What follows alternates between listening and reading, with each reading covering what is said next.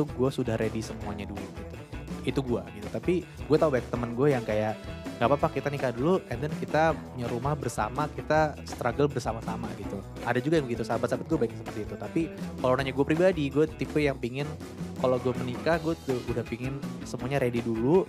Jadi gue bisa fokus untuk bisa membina rumah tangga bersama istri gue gitu. Punya rumah bareng-bareng itu bisa untuk tujuan selanjutnya adalah memiliki rumah, itu bisa lebih mudah untuk mendapatkannya. Jadi mereka bicara soal kemudahan begitu, Mbak Mika. Mungkin juga berkaca dari pengalaman, dari fakta bahwa harga rumah tuh makin mahal gitu, makin susah dijangkau pembiayaannya.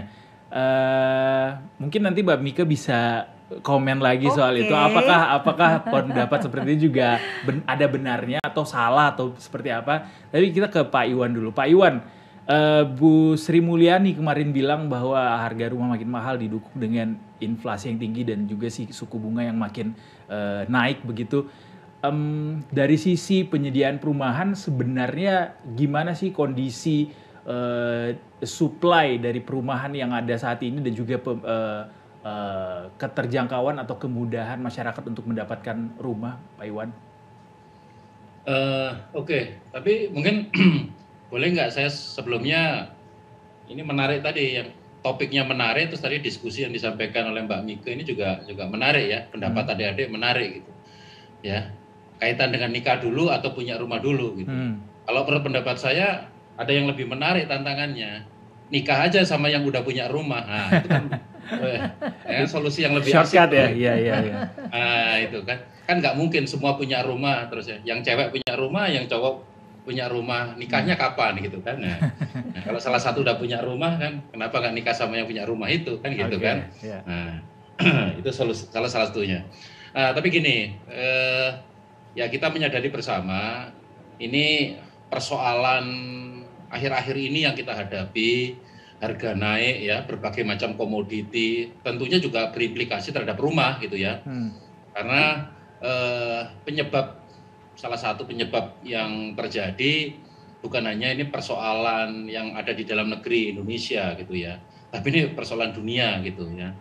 Tanda petik, tadi saya kaget juga gitu kan, ada rilis dari TV dari Rusia ini, wah perang dunia ketiga dimulai, wah ini akan menjadi resesi yang panjang, dan salah satu dampak adalah ya yang terancam tentunya kebutuhan pokok ya, baik makanan gitu ya, kemudian ya sandang, papan, ini menjadi terancam. Tapi sebelum kita bicara kondisi rumah, kita rumah ini bagaimana sih rumah yang terjangkau, rumah murah gitu ya. Kita bicara rumah itu alternatifnya banyak, tidak hanya kita melihat ada rumah tapak ya, rumah landed yang selama ini ada pilihan rumah susun ya, kemudian apartemen gitu ya. Kemudian apakah harus memiliki gitu, harus beli gitu kan. Ya, ada skema-skema juga gitu, bisa sewa, kontrak gitu. Di beberapa negara anak-anak muda milenial sekarang itu ya tidak harus memiliki gitu. Katanya sih, kata anak-anak itu cinta aja kan nggak harus memiliki gitu ya. Begitu juga rumah kali gitu kan. Nah ini ada skema beli, ada skema sewa gitu. Nah sehingga kalau bicara rumah murah, rumah terjangkau, murah ini definisinya apa? Apakah biaya konstruksinya yang murah? Apakah harga jualnya yang murah gitu ya, atau sewanya yang murah gitu? Nah itu yang kita harus lihat dulu. Lalu kalau bicara kondisi sekarang, sebenarnya kalau dari sisi supply itu dari khususnya rumah ya, rumah baru misalnya untuk kalangan milenial ini secara stok itu banyak gitu ya, tersedia lah gitu. Dan saat ini baik pemerintah maupun swasta, pengembang dan sebagainya juga terus mengembangkan skema-skema alternatif yang lebih captive untuk teman-teman ini generasi milenial gitu ya, generasi milenial. Nah begitu juga, nah yang jadi persoalan sekarang adalah keterjangkauan ya, affordability untuk belinya.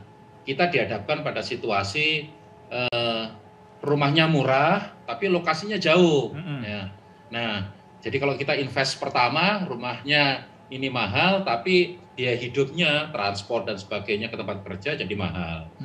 Tapi yang kedua, ya kita mau cari yang biaya transportnya, terutama biaya operasional kehidupan sehari-hari yang rendah, tentunya yang dekat dengan perkotaan. Nah, hari gini misalnya kayak di Jakarta, ya kita nggak akan dapat gitu ya rumah murah yang ada di pusat kota gitu ya, dekat dengan tempat kerja kita, pusat-pusat perekonomian. Nah itu susah sekali gitu.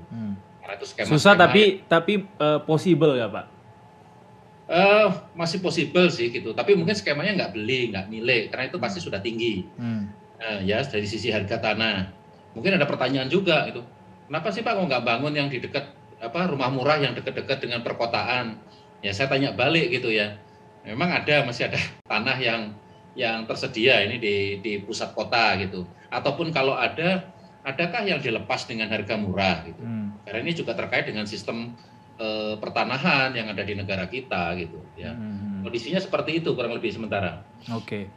Kalau mau dibahas soal rumah nih, mulai dari sisi demand ya, supply-nya panjang banget sih. Bisa seminggu kita ngobrolin itu nggak tuntas-tuntas gitu. Tapi balik lagi ke Mbak Mika tadi soal perdebatan antara rumah dulu atau nikah dulu. Ada tadi Mbak Mika sampaikan bahwa sejatinya sih sebenarnya harusnya kita beli rumah dulu karena itulah kebutuhan primer gitu. Tapi di satu sisi juga ada pendapat bahwa untuk mensiasati harga rumah yang makin sulit untuk dijangkau ini, mending nikah dulu, pakai duit bareng-bareng buat beli rumah ini. Jadi mengesampingkan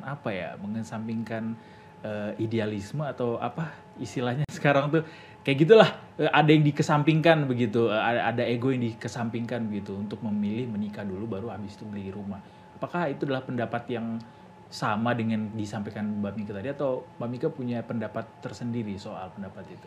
Dalam perencanaan keuangan itu, ya kalau kita mau sukses secara finansial, kita mesti bisa menetapkan prioritas. Prioritas itu bukan cuma uangnya, tapi terlebih dahulu mindsetnya kita. Jadi di sini yang ingin saya sampaikan adalah kita untuk nanti implementasinya, prakteknya di lapangan itu bisa kita sesuaikan. Yang penting di dalam pikiran kita itu mana yang harus didahulukan, itulah yang harus didahulukan. Karena itu nanti akan berpengaruh terhadap bagaimana kita mengalokasikan pendapatan kita saat ini untuk apa gitu. Kalau saat ini kita nikah dulu, berarti kita mengumpulkan dana nikah dulu. Ya, padahal sebenarnya kehidupan berkeluarga itu dimulai ketika setelah pesta pernikahan gitu loh. Jadi maksud saya ya, yang diprioritaskan itu kalau misalnya rumah ya sebagai kebutuhan primer ya, maka sebelum kita nikah ya, sambil kita jalan, yang harus kita alokasikan terlebih dahulu adalah dana DP rumah atau memiliki rumah sambil mempersiapkan dana nikah misalnya.